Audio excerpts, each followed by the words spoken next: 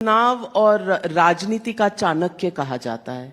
मैं आपसे पूछना चाहती हूं कि ये साइकोलॉजिकल वॉरफेयर है आपके विपक्ष के ऊपर, जो कुंभा आपका बढ़ रहा है, या वाकई एनडीए बनाना और उसका विस्तार करना कहीं ना कहीं अब आपकी आइडियोलॉजी में है?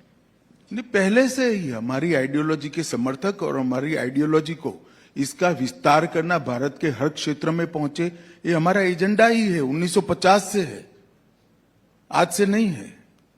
और 1950 से हम मानते हैं कि कांग्रेस पार्टी जो आइडियोलॉजी लेकर निकली है, वो आइडियोलॉजी कभी देश का कल्याण नहीं कर सकती।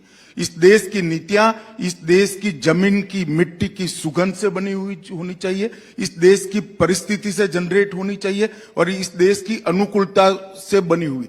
किसी भी देश की पॉलिसी इंपोर्ट नहीं हो सकती। कोई 2 करोड़, 3 करोड़, 5 करोड़ की आबादी वाले देश का पॉलिसी भारत में आप नहीं अप्लाई कर सकते हो। यहां की जमीनी वास्तविकता, हजारों साल की सांस्कृतिक विरासत, सामाजिक विसंगतताएं, सामाजिक स्ट्रेंथ हमारी, ये सबका विचार कर कर पॉलिसी बनती है। तो हमने तो शुरुआत से ही हमारा एक अलग मत, अलग पॉलिसी देश के सामने रखा था। स्वाभाविक था, क्योंकि हम बहुत छोटे भी थे और एक कांग्रेस के पास आजादी के बाद का एक बहुत बड़ा यश भी था।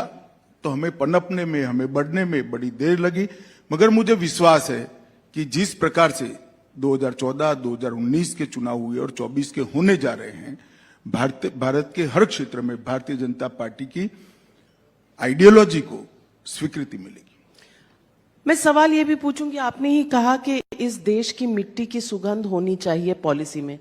आप कहना चाह रहे हैं कि कांग्रेस पार्टी की आइडियोलॉजी इंपोर्टेड है? मैंने ऐसा नहीं कहा है। ज्यादा मेहनत करे बगैर, ज्यादा विचार विमर्श करे बगैर, उस वक्त दुनिया में जो प्रचलित था, चलन में था, इसको स्वीकार कर लिया। मनसा होगी नहीं होगी मुझे मालूम नहीं, इतनी भी एक्सरसाइज करी होगी नहीं करी होगी मुझे मालूम नहीं। नमस्कार, आप सभी जितने भी आंगनवाड़ी, जितने भी मिनी आंगनवाड़ी और सहायिका कार्यकर्त्री हैं, आप सभी की मांगों को लेकर एक बार फिर से मुद्दा उठा है, जिसमें आप सभी का मानदेय वृद्धि या फिर आप सभी के नियमितीकरण को लेकर बात की गई है। फिलहाल आप सभी इस वीडियो को पूरा देखें और अगर वीडियो अच्छी लगे तो वीडियो को लाइक कर चैनल को सब्सक्राइब कर लें।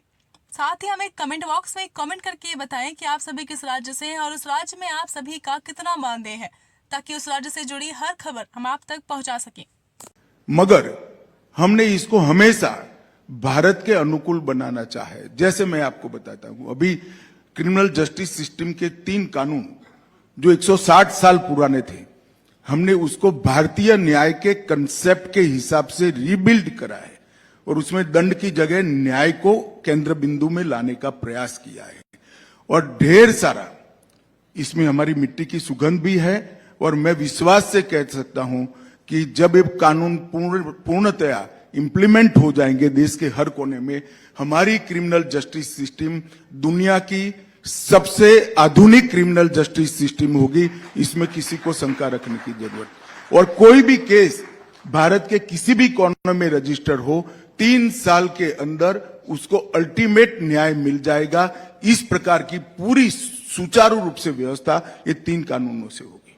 लेकिन विपक्ष कहता है कि ये थोड़ा सा रिसाइकल्ड लॉ है जो आप लेकर आए। देखिए, मैं नहीं समझता कि विपक्ष किस तरह से, क्या विपक्ष से अपेक्षा भी नहीं कर सकते, उनको विरोध ही करना पड़ेगा, क्योंकि इन्होंने अंग्रेजों के बनाए हुए कानून इतने समय तक चलाए हैं। मगर आप जब एक विपक्ष कहता है, इसका एनालिसिस भी नहीं करते, आप इतने सीनियर जर्नलिस्ट हैं नाते, कि इस देश की क्रिमिनल जस्टिस सिस्टम के 3 कानूनों में टेररिज्म की डेफिनेशन ही नहीं थी, संगठित अपराध का कोई चैप्टर ही नहीं था, आर्थिक अपराध नाम की कोई व्याख्या ही नहीं थी, टेक्नोलॉजी का कोई स्थान नहीं था, वीडियो कॉन्फ्रेंस की कोई जगह नहीं थी, एफएसएल का कोई जगह नहीं था, परिपत्रों जैसा कानूनी प्रोविजन नहीं था, जल्दी न्याय देने के लिए कोई सुविधा नहीं थी। कम से कम मैं कह सकता हूं कि कुल मिलाकर 600 में से 400 से ज्यादा धाराएं बदली गई और 65 धाराएं नई इंट्रोड्यूस की गई है।